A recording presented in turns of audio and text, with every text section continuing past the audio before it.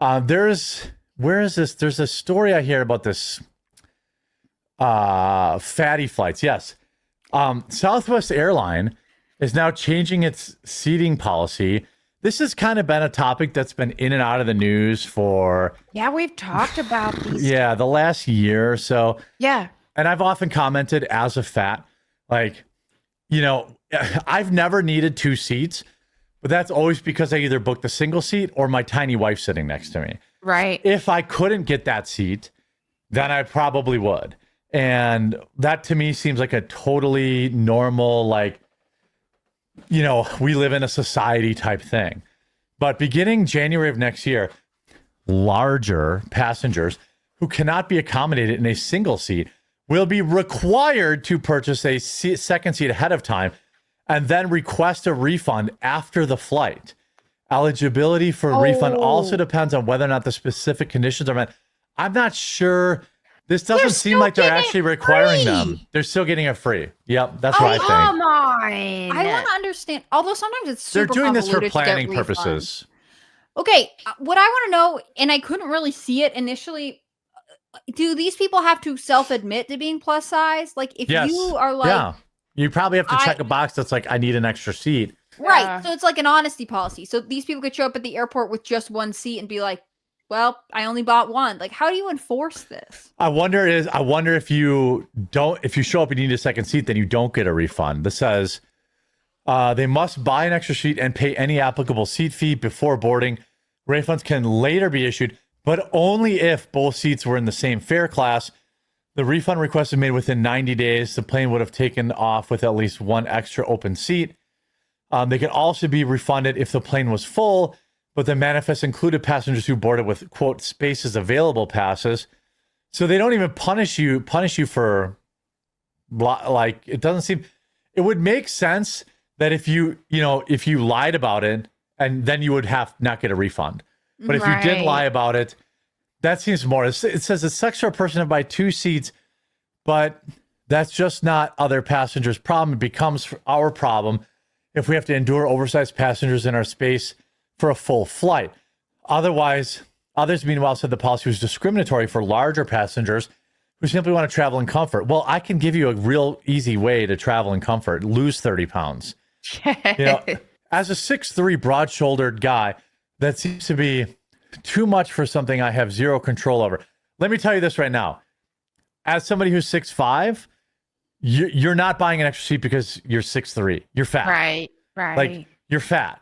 Like, as a former customer of size, I will forever be grateful for Southwest's compassionate and kind COS policy, which is customers of size. You guys have a term? This just seems like something so ridiculous. Like, brother. Well, what about the customers of smell? You guys have the same abbreviations. Right. Yeah. What is the policy on that? That's what I want to know. But listen to this. Like, more concerned about that one. So that guy goes on to say, I've never gotten below a 34 waist, even with an eating disorder in my late teens. Are you saying I should have to buy two seats? Brother, unless you're over a size, I'm telling you, as a fat, if you're under 50, if you're under a pant size of 50, you will never need to buy a second seat. So the idea that he's focusing on the fact that he's 6'3" and broad-shouldered is nonsense. They he always must have like a 45, things. 46 waist minimum. They act like, oh, well, because I'm not a size 2, I can't sit on this plane. It's like, nobody said you had to be a 34-inch waist, You could be a 44 and be fine. Yeah. Like, and a 44 is probably classified as morbidly obese. Well, and I would love to start a movement for people who are tall and who travel on airplanes. Hello, that would be nice for a guy who's tall. Look, like, and there's more inclusive. You're 6'5", I'm 5'9", so I'm tall for women. Like, I do believe they are shrinking the seats and they're making the less. It'd be nice to get some leg room. I have to book we all the have bulkhead needs seat. And rights. We all can dream. Yeah, I mean, I purposely book the bulkhead seat every time so I can just put my feet up against the wall. But any other seat, like, they're like, well, you can put your feet underneath the seat. I said, not if you have size 16 shoes, you can't, which I do. So, like, I book the seats that have the most legroom, and I still don't get more legroom. Guess what I don't do? Complain about it, because I know I'm tall, and I know I have big feet, and it is what it is. And you just suck it up for the 2 hours you're on the flight. And guess what? When I had to fly to Hawaii, I saved up, and I bought one of those fancy, like little office of, you can get like an apartment on the plane. And that's what I paid for to fly in because I wanted to be more comfortable. But like, that's a choice. You know, if I had to book a regular seat, I'd be like, well, what about customers of COBF, customers of big feet? Like, what am I going to do? I can't control my big feet. Like, this is so, this is like. You guys have rights and you should organize. That's the answer. Right.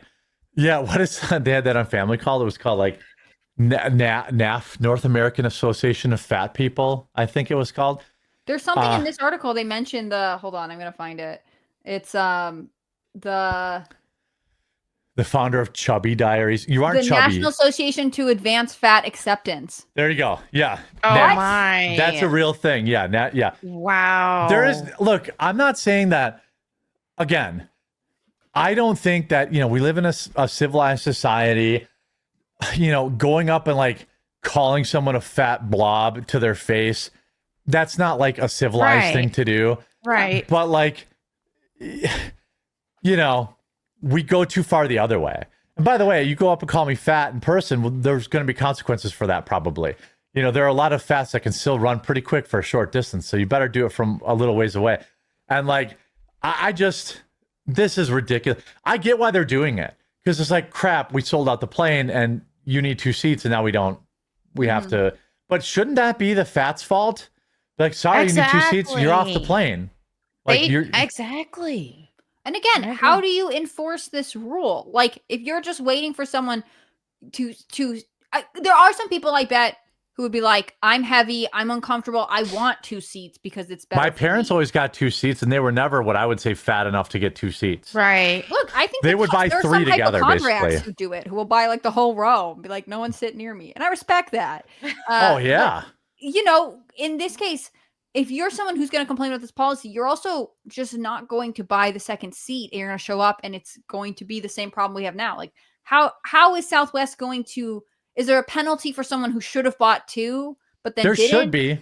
Yeah, that's what I agree. Like up to the gate agent to be like eyeballing them and being like, nah, you're a 2-seater. Don't tell me you only have 1 ticket. Just like the theme parks. What do they do at the theme park? They put the seat right before the line. And if you walk up, you sit in that thing, you figure out if you can fit or not. Like, that's all you do.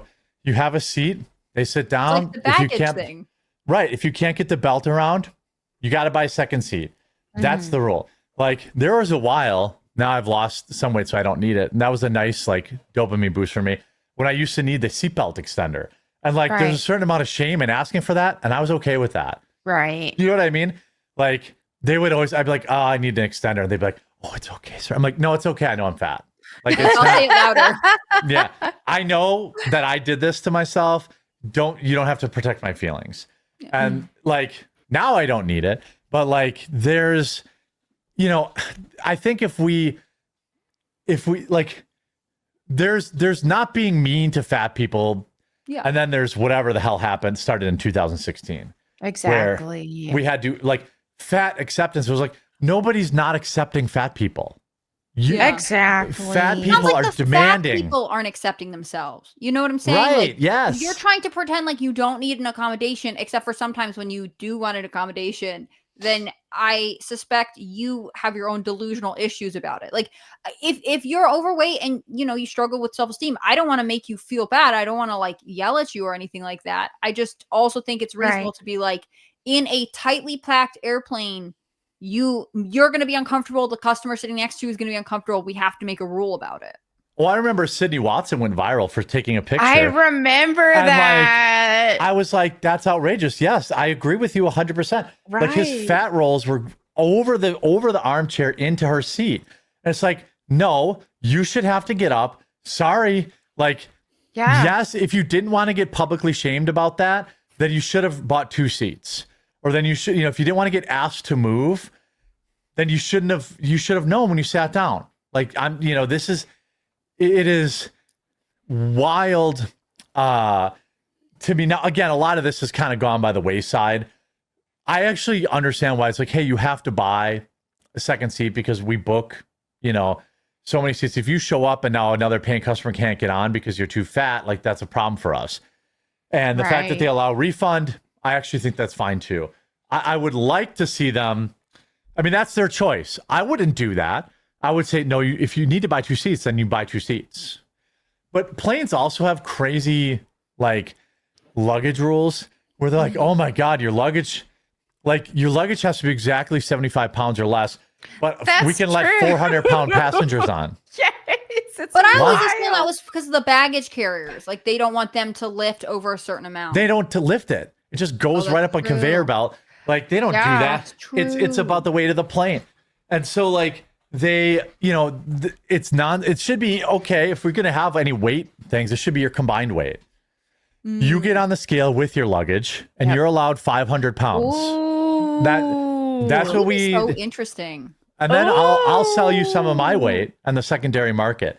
I'll take your luggage. You two could go and you just make fly for free. Like I'm behind you. You're like, hey, fatso, you want to put you put your luggage on with us? You don't have to check it then. I mean, like that's really how they should do it. And I do give society credit for kind of going away from this nonsense, but it's still a thing.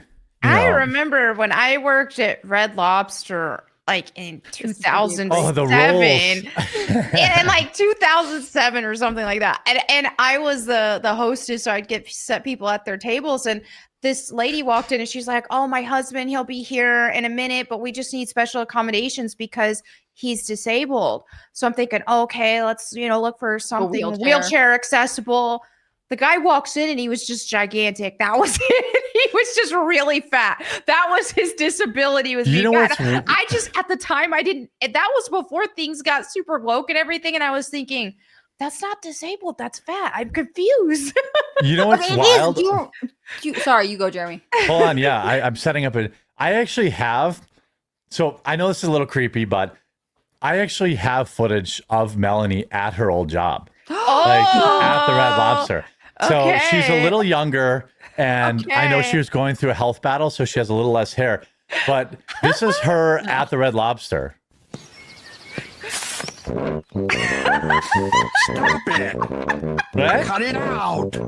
Is that? I have a glandular problem. Yep, there it is. That'll be That was me $60. bringing him to a seat. Yeah. Actually.